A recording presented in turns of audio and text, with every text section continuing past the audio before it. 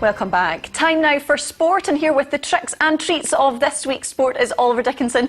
Good to see you, Ollie. Were there too many horror stories this weekend on the pitches? No. Plenty of treats, not too many tricks. We've got lots and lots of those treats. One of them is Hayley Rosen, who's joining us from Glasgow City. They've made it 10 in 10. We'll be hearing all about that in a little while. Well, staying with football, and as you welcomed Hayley to the studio earlier, we're talking about Glasgow City now. Congratulations, Hayley, who've won their 10th consecutive league title with that 5-3 win over Rangers. How is the team feeling? I think the team's feeling pretty awesome. I think winning the league is always something that's very special, but this being the 10th in a row, I think is really, really special, and it's been something that's been really awesome to be a part of. Absolutely. And wait, you made the transition obviously from America to Scotland. How does women's football compare?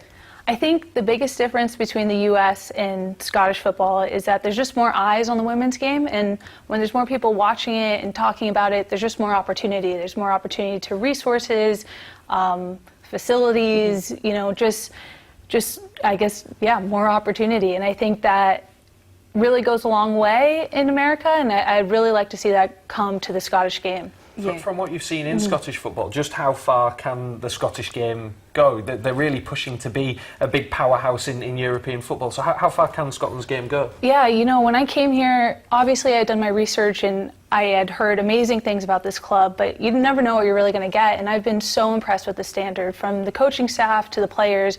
Everyone is just top notch. So I think really the sky's the limit with Scottish football, and some of these players are just total class. So I think a little more resources, a little more eyes on the game. I mean, I don't know, it could be amazing. Exactly. Do you think the support has grown? Obviously, you've not been in Scotland for that long, but there's certainly, you know, there has been more eyes on Glasgow City in the last couple of seasons than there has been before. Do you think that's something that could continue? Yeah, absolutely. And I think that the international team is just qualified for the Euros, so I think that's great. And I think even since I've been here, I mean, just even being on this TV show, it's great to see that the support is definitely going in the right direction.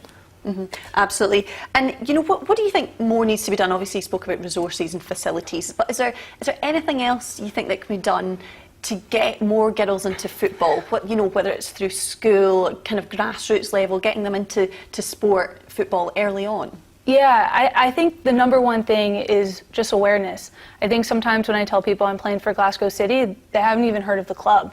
And this has been the #1 women's team in Scotland for the past 10 years. So I think just more awareness. Maybe that's marketing, maybe it's social media, I'm not sure, but I think the more people are just aware, I think the more interest. Absolutely. Just in terms of the European competitions that you've been involved in, I think the big yardstick that everyone measures against is women's soccer in America, but what's the European standard like and the European competition like? Well, when we played in Champions League this year, we played a Swedish team, and unfortunately we lost to them, but we 100% held our own, and it could have gone our way. So the Swedish league is one of the top 3 leagues on the women's side. So, I mean, I think that speaks volumes. We saw what happened to women's football in England when the Lionesses went all the way to the final of the World Cup in Canada. How important is it that Scotland have a really good run at these Euros, and what do you envisage would happen if they do? I think it's already a big win for them just to be there, and I mean, that speaks volumes to the girls and the coaches and the staff.